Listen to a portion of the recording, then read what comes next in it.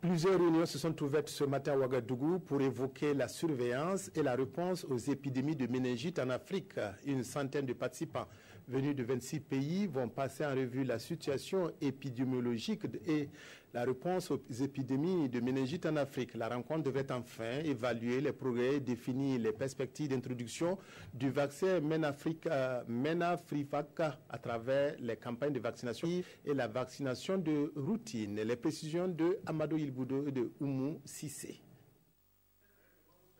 Depuis l'introduction du vaccin MENAFRIVAC en 2010, l'on note une réduction significative des cas de méningite de type A en Afrique, selon l'Organisation mondiale de la santé.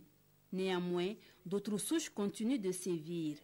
À cette rencontre, ces acteurs de la santé venus des pays de la ceinture méningitique vont essayer de trouver des solutions aux épidémies qui surviennent essentiellement pendant la saison dite épidémique qui s'étend de janvier à juin. Pour ces épidémies qui surviennent, ce que nous recommandons au pays, c'est de mettre en place un système de surveillance afin que très tôt on puisse détecter les cas, les premiers cas, et les prendre rapidement en charge. Car ce qu'on veut éviter, c'est les décès. C'est le 6 décembre 2010 que s'est effectué à Ouagadougou le lancement de l'introduction du vaccin conjugué MENAFRIVAC. Et depuis cette date, des progrès sont enregistrés.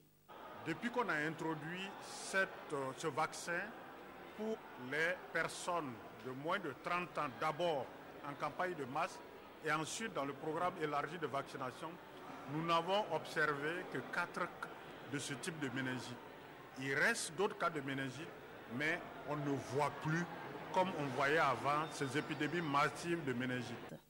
Et depuis 2010, ce sont environ 278 millions de personnes âgées de 9 mois à 29 ans qui ont été vaccinées dans l'ensemble des 21 pays sur les 26 pays de la ceinture méningitique.